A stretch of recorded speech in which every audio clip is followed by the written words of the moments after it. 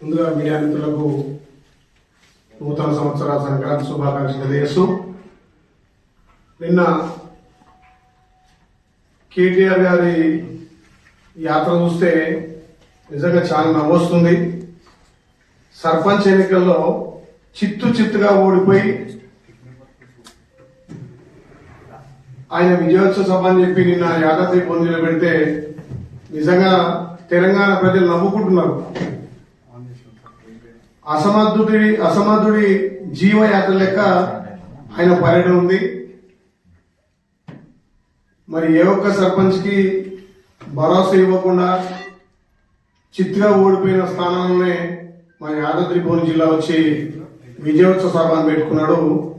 మరి ఆయన చూసి చాలా మంది నవ్వుకుంటున్నారు. కవిత దెబ్బకు కుప్పగా కూలిపోయిన పార్టీని కాపాడుకోవాలని చెప్పి ఏదో తాపత్రయపడుతున్నాడు.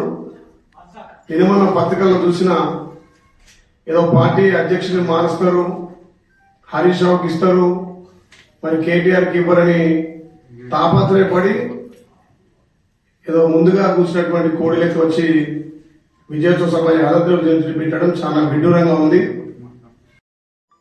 సుమారు 12,703 స్థానాలకు గాను పంచాయతీ ఎలక్షన్ జరిగితే కాంగ్రెస్ పార్టీకి 8,335 సీట్లు సాధించి సుమారు 65 నుంచి 70% కాంగ్రెస్ పార్టీ గెలిస్తే కేటీఆర్ మాటలు నిజంగా చిన్నపిల్లలు కూడా నవ్వుకుంటున్నారు.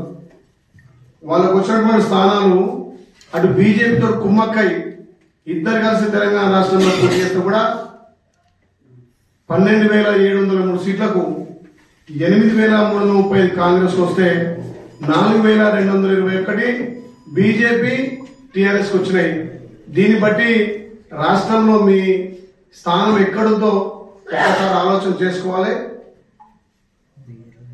కాంగ్రెస్ పార్టీకి తెలంగాణ రాష్ట్ర వ్యాప్తంగా సుమారు 66-67% ఇలా తెలంగాణ ప్రజలు గ్రామాల అభివృద్ధి కావాలి, తెలంగాణ రాష్ట్రంలో ప్రజాప్రభుత్వం గౌరవ ముఖ్యమంత్రి నాయకత్వాన గ్రామాల అభివృద్ధి అవుతున్నాయి, సంక్షేమం నడుస్తుందని చెప్పి తెలంగాణ ప్రజలు కాంగ్రెస్ పార్టీకి పెద్ద ఎత్తున పట్టం కడితే మరి చిత్తుగా ఓడిపోయినటువంటి యాదాద్రి భువనగిరి జిల్లా, ముఖ్యంగా మా ఆలేరులో 3 స్థానాలకు కాంగ్రెస్ పార్టీ 120 పైన స్థానాలు గెలుచుకుంటే ఆలేరులో దౌర్జన్యంగా గెలిచారు. వాళ్ళు పోలీసు వాళ్ళని పెట్టుకున్నారు. అరే మీరు కదా పోలీసు వాళ్ళు వాడుకుంది, ఫోన్ ట్యాపింగ్ చేసి ప్రజాస్వామ్యాన్ని కూని చేసి గెలిచిన సర్పంచ్లను మీ పార్టీలో చేసుకొని సర్పంచులకు నిధులు ఇవ్వకపోతే కదా సర్పంచులు ఆత్మహత్య చేసుకున్నారు. మీ 10 ఏళ్ల పాలనలో సర్పంచులు అప్రపాలయ్యారు.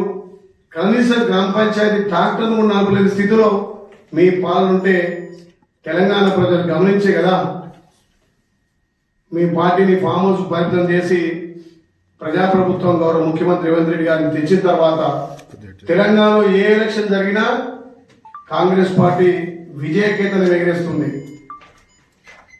గౌరవ ముఖ్యమంత్రి రేవంత్ రెడ్డి గారిని తెలంగాణ ప్రజలు విశ్వసించి నమ్మకంతో పార్లమెంట్ లో మిమ్మల్ని గుండు సున్నా చేశారు, కంటోన్మెంట్ లో మిమ్మల్ని ఓడగొట్టారు, జూబ్లీస్ లో భారీ మెజార్టీతో గెలిచినాం. ఇలా అసెంబ్లీలో 12,703కు 8,332 సీట్లు కాంగ్రెస్ కు వచ్చినాయి. పంచాయతీ మీ స్థానం ఏందో కేటీఆర్ గుర్తెరగాలి. కేటీఆర్ ఇంకా కూడా అహంకార దోతులు పోతున్నాడు. రేపు జెడ్పీటీసీ ఎంపీలో మేము భారీగా గెలుస్తామంటున్నారు.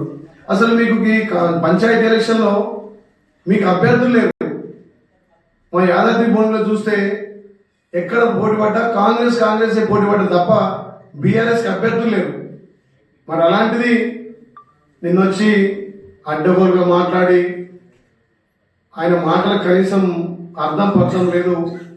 ఒక రాష్ట్ర ముఖ్యమంత్రి ప్రజా పాలన ద్వారా ప్రజా సంక్షేమం చేసినటువంటి మా గౌరవ ముఖ్యమంత్రి రేవంత్ రెడ్డి గారిని ఇష్టం వచ్చినట్టుగా మాట్లాడడం తెలంగాణ ప్రజలు గమనించారు.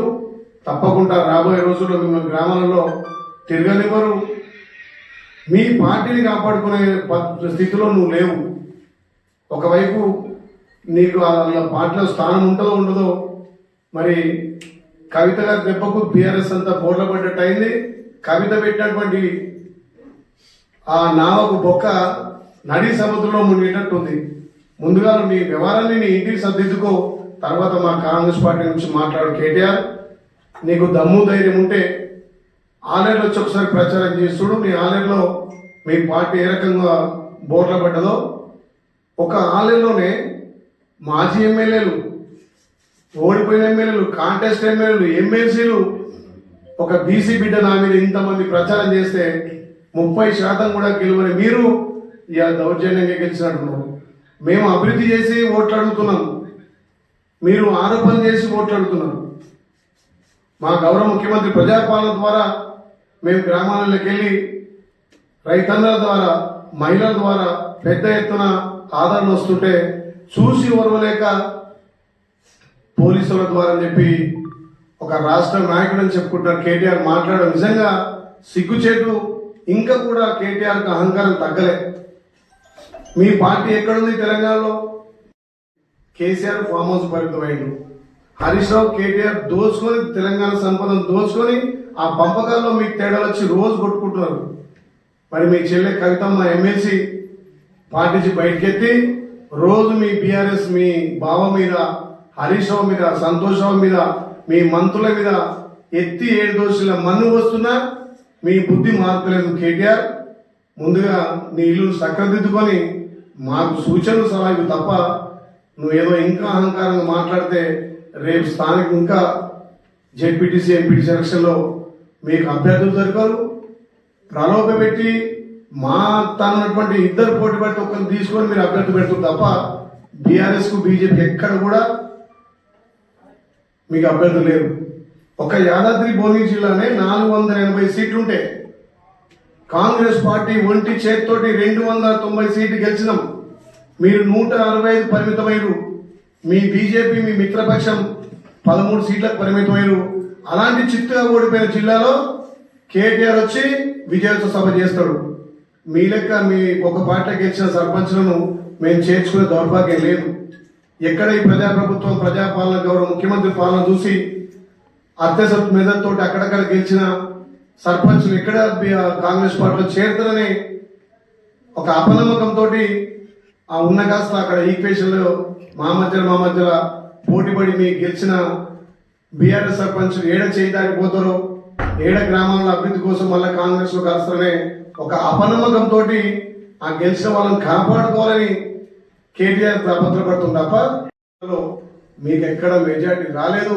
ఇలా ఆలే చూడండి, మున్గోడు చూడండి, భువనగిరి